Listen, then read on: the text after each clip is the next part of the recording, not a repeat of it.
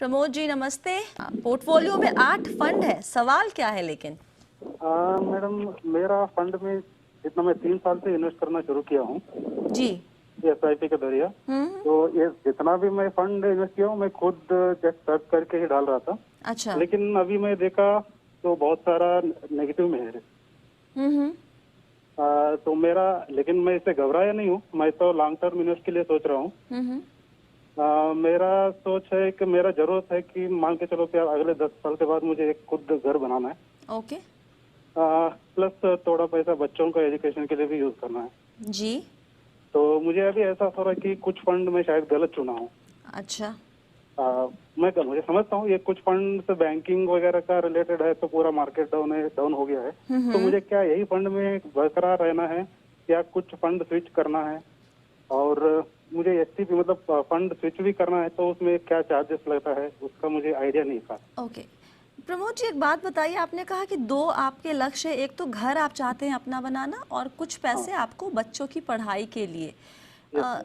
10-15 साल में मतलब आपने एक घर वाले को तो टारगेट दिया हुआ है 10 से 15 साल, बच्चों की पढ़ाई के लिए कब तक की चाहिए होंगे पैसे? मैडम, बच्चों के एजुकेशन भी अभी मेरा बच्चा तो छोटा है 3 साल का। अच्छा, तो वो भी लॉन्ग टर्म है काफ़ी उसका भी। Yes madam. ओके। मोहित, इनके पोर्टफोलियो में कुछ हाइब्रिड है, 2 हाइब्रिड, 2 सेक्टोरल, जी 2 है या 3 सेक्टोरल है इनफैक्ट 3 सेक्टोरल है। जी, और 2 लार्ज कैप। क्या लगता है आपको कितना कम करना चाहिए, किससे निकलना चाहिए? देखिए प्रमोद जी, सबसे पहले तो आई थिंक आप पूरी तरह से फोकस्ड हैं और अवेयर हैं कि आपके पोर्टफोलियो में थोड़े से चेंजेस की रिक्वायरमेंट है, जो कि एक बहुत अच्छी बात है। मेरा एक बहुत ही स्पेसिफिक मानना है कि हमें सेक्टोरल फंड्स अवॉइड करने चाहिए कभी भी पोर्टफोलियो में, अनलेस कि आप पूरी तरह से कॉन्फिडेंट हैं, आपके एडवाइजर और आप दोनों मिलकर ये तय करते हैं कि आपको पोर्टफोलियो में एक्स्ट्रा रिस्क लेना है और आप अच्छी तरह से समझते हैं कि जिस सेक्टर में जा रहे हैं उस सेक्टर का आउटलुक कैसा है। अगर इन सब से आप वाकिफ नहीं हैं तो मेरी रिक्वेस्ट ये रहेगी आपसे नहीं, सभी इन्वेस्टर्स से, कि सेक्टोरल फंड्स को अवॉइड करें। तो आपके पोर्टफोलियो में जो 2 बैंकिंग फंड है और एक इंफ्रास्ट्रक्चर फंड है, तीनों ही अगर देखा जाए तो सेक्टर ऐसे हैं ये दोनों जो बिल्कुल परफॉर्म नहीं कर रहे हैं, और इस साल banking actually is the worst performing sector year till date, और इंफ्रास्ट्रक्चर काफी कितने सालों से अच्छे रिटर्न्स नहीं दे पा रहा है। सो आई वुड सजेस्ट कि आप इनको चेंज करिए। आप चाहे तो एक इंडेक्स फंड को इंक्लूड करिए अपने पोर्टफोलियो में, और जो 2 सेक्टोरल फंड्स हैं उन्हें निकालकर आप एक मल्टी कैप फंड में चले जाइए। आप उसमें एक SBI फोकस्ड इक्विटी फंड का चुनाव कर सकते हैं। तो सेक्टोरल फंड्स को कम करने की जरूरत है, और 2 बैलेंस्ड फंड भी रख रखे हैं आपने पोर्टफोलियो में। आइडली 2 बैलेंस्ड फंड की या हाइब्रिड फंड की जरूरत नहीं है, आप उनको भी कंसोलिडेट कर कर एक हाइब्रिड फंड रख सकते हैं, तो वो काफी होगा आपके लक्ष्य के लिए।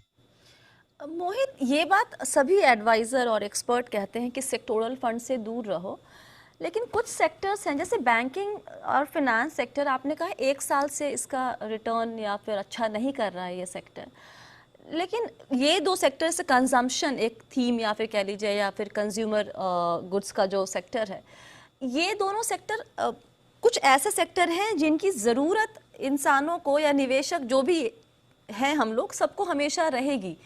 तो ये लॉन्ग टर्म के लिहाज से क्या कुछ सेक्टर ऐसे नहीं जिसको हम आपको टाइम करने की ज़रूरत नहीं है, जिसकी बहुत ज़्यादा समझ ना हो तो भी आप इसमें निवेश कर सकते हैं? परवेजिव सेक्टर है, तो चाहे कोई भी सेक्टर या इकोनॉमी में कुछ भी अच्छा हो रहा है वो फाइनली बैंक्स के थ्रू रूट होता है।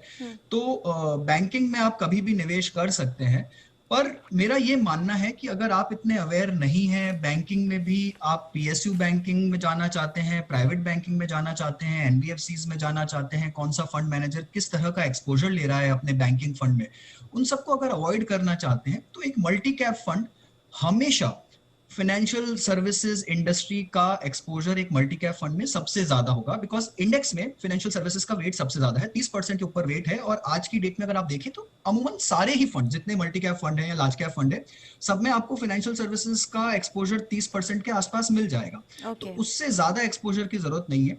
उसके आगे की एक्सपर्टीज हम फंड मैनेजर्स पे छोड़ सकते हैं कि कौन से बैंक्स किस तरह से उनको एक्सपोजर लेना है, बढ़ाना है, कम करना है। तो मेरा ये मानना है कि इंडेक्स फंड सेक्टोरल फंड से दूर रहना चाहिए जहां तक हो सके।